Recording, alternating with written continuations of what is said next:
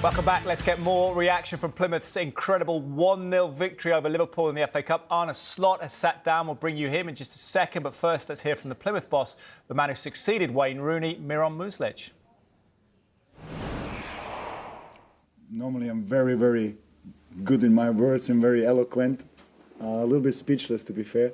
Very emotional, because I know that I realized the task today. I realized the opponent. I realized it's the FA Cup.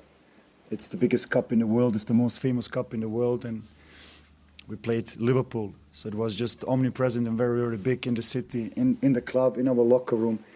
And we just wanted to represent Argyle best possible. That was the game plan. To be structured, to be organized, to be brave, to fill it with intensity. And then just to show ourselves, to use this huge stage. It's an opportunity for the players to shine. And I think the lads did it outstanding. How does this rank in your career as a head coach in terms of a victory in a one-off game? This is the biggest moment so far in my coaching career, no doubt. No doubt. It's the FA Cup, it's Liverpool, no doubt.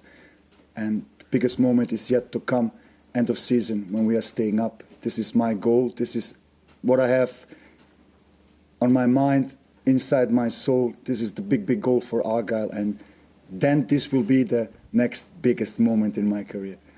You talk about wanting to stay up and those things. How important is a victory like this against a side like Liverpool for the belief, for the hope, for all that with the team? Very important, because we started this turnover actually in the half-time against Burnley after being 5-0 down.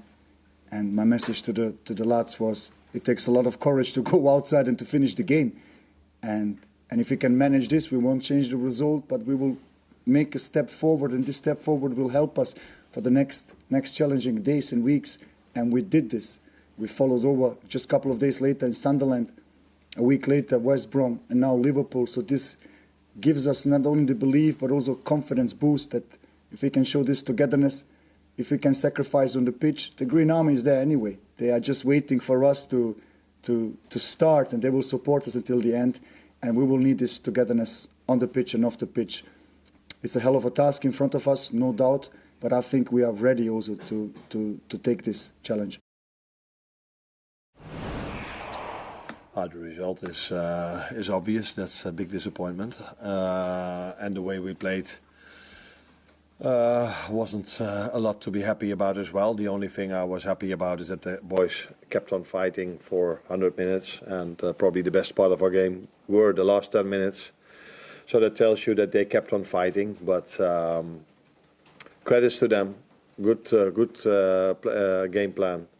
Worked incredibly hard, and got a penalty that was rewarded, was deserved, because it was a penalty, clear penalty, correct decision.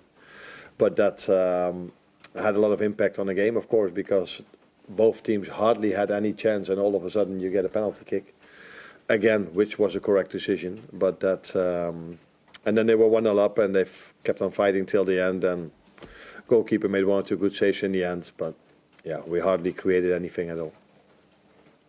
John? I appreciate you've got lots of games and fixtures at the moment, but any regrets about the team, the line-up, and the players that you fielded today?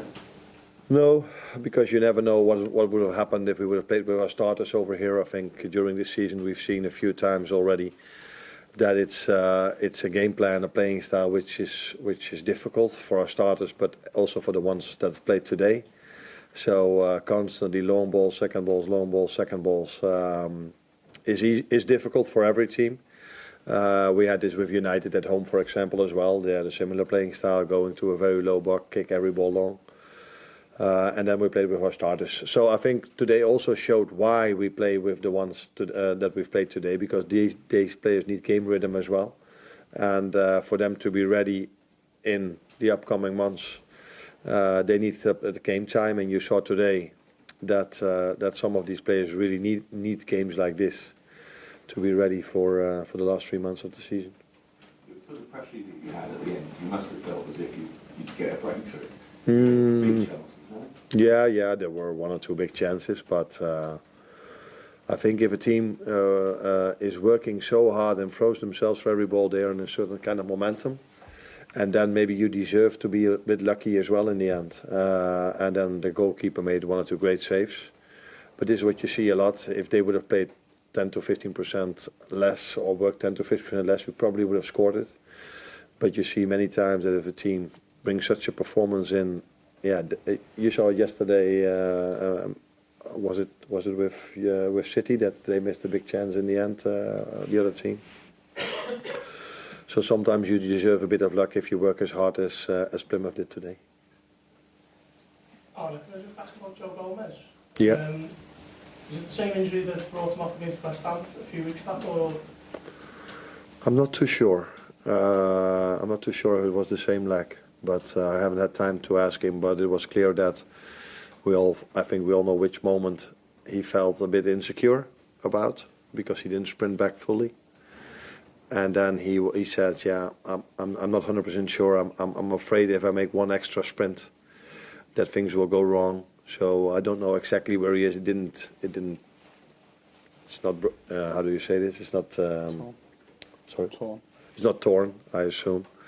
But it didn't feel good for him. And that was a bit of a blow because Curtis Jones was on the bench, but he came to me this morning and said, "I don't think I'm fully recovered yet as well." After the training session of yesterday, and that all of a sudden led to the fact that we were with a few more youngsters on the pitch than was the idea before the game. But still, there was enough quality on the pitch to get a better result than this.